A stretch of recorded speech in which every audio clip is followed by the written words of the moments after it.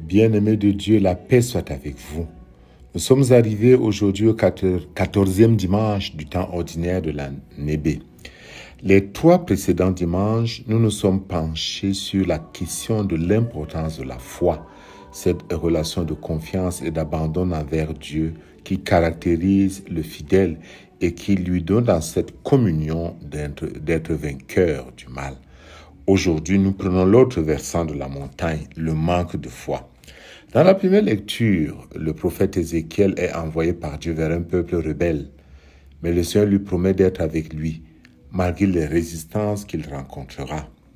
Le reproche qui est fait au peuple est particulièrement sanglant, car le peuple est comparé à Pharaon lui-même, le modèle de l'endurcissement du cœur. Ce peuple est si rebelle que le prophète n'en pas douter, aura fort à faire pour se faire entendre et justifier son autorité. C'est pourquoi il précise bien qu'il ne parle pas de lui-même. « L'Esprit vint en moi, dit le prophète, il me fit tenir debout. » Et cette parole n'est pas la sienne. C'est Dieu lui-même qui parle. Ainsi parle le Seigneur Dieu, ou bien oracle du Seigneur.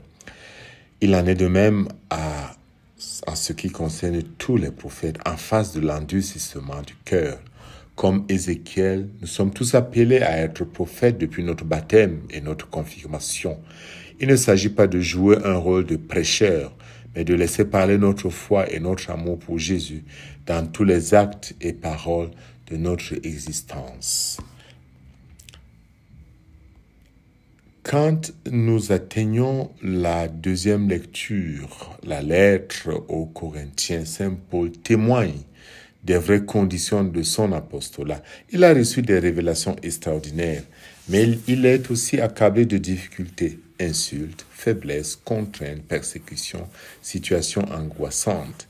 Lorsqu'il demande au Seigneur d'être libéré, Dieu lui répond « Ma grâce te suffit, car ma puissance donne toute sa mesure dans la faiblesse. » Paul découvre que Dieu agit dans sa faiblesse. Le principal travail, c'est Dieu qui le fait dans le cœur de ceux qu'il met sur la route de l'apôtre. Une seule issue, reconnaître humblement sa faiblesse et se mettre tel quel à la disposition du Christ pour l'œuvre d'évangélisation. À ce prix, Paul expérimente combien la force du Christ est puissante dans ceux qui s'y abandonnent. J'accepte, dit Paul, de grand cœur pour le Christ les faiblesses, les insultes, les contraintes, les persécutions et les situations angoissantes. Car lorsque je suis faible, c'est alors que je suis fort. Ce contraste que l'on pourrait appeler faiblesse et force des apôtres ne peut tourner qu'à la gloire de Dieu, puisque dans l'extrême faiblesse des apôtres et grâce à elle, la force de la résurrection du Christ est manifestée. Ainsi, paradoxalement, Paul se glorifie de sa faiblesse. Lorsque Paul a prié par 3 fois, comme son maître à Gethsémani, pour que cette souffrance s'éloigne de lui, par 3 fois, dit-il, j'ai prié le Seigneur de l'écarter de moi. Le Seigneur lui a simplement répondu, ma grâce te suffit, car ma puissance donne toute sa mesure dans la faiblesse. Endurcissement des cœurs des autres ou faiblesse de la part de l'apôtre, de notre part, nous qui sommes messagers. La solution est la même, s'abandonner entre les mains de Dieu et laisser Dieu agir. C'est ce que nous découvrons également dans l'évangile de ce dimanche. Jésus revient à Nazareth, son pays natal, là où il a grandi. Il enseigne dans la synagogue, mais les gens sont profondément choqués par ses paroles. D'où cela lui vient-il? N'est-il pas le fils du charpentier? N'est-il pas le charpentier, autant pour moi? Ils ne voient en lui que le fils de Marie, le charpentier qu'ils ont connu depuis toujours. Il cite même ses frères, ses sœurs. À propos, par frères et sœurs, on entend ici des cousins et cousines de Jésus, dont on connaît même d'ailleurs la mère pour l'un ou l'autre.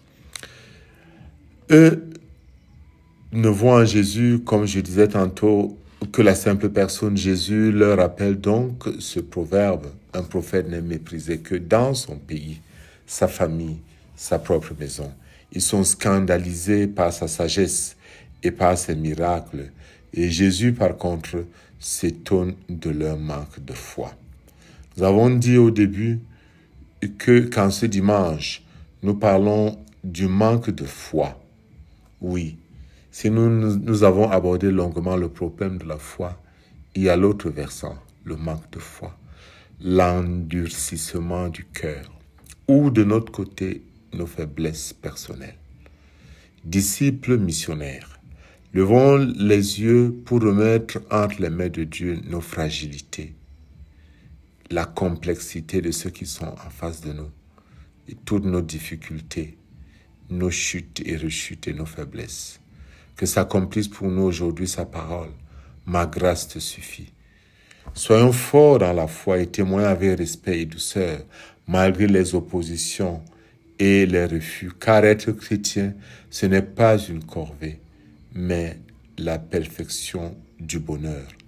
Accueillons en nous le don de la sagesse, le don de la grâce de l'inhabitation. Reconnaissons que tout ce que nous sommes, nous l'avons. Saint Paul le dit d'ailleurs dans la première aux Corinthiens chapitre 4. Qu'as-tu que tu n'aies reçu? Dieu habitant en nous, par ses dons, ou mieux encore par son don suprême, l'Esprit Saint, devient merveilleux en nous quand, dans l'obéissance de la foi, nous nous laissons guider par le Seigneur.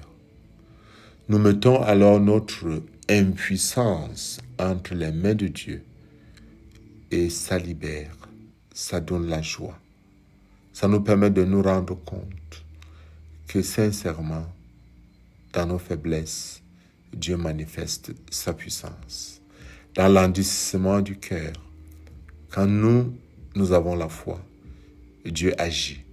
Quand nous avons en face de nous 400 faux prophètes comme Élie, l'unique chose qui nous est demandée à nous, c'est de nous remettre entièrement entre les mains de Dieu. Ne faiblissons pas en face de la faiblesse des autres, de l'endurcissement du cœur ou même du rejet. Remettons-nous entièrement entre les mains de Dieu. Le Seigneur agira avec force et puissance. Que Dieu Tout-Puissant vous bénisse au nom du Père et du Fils et du Saint-Esprit. Amen.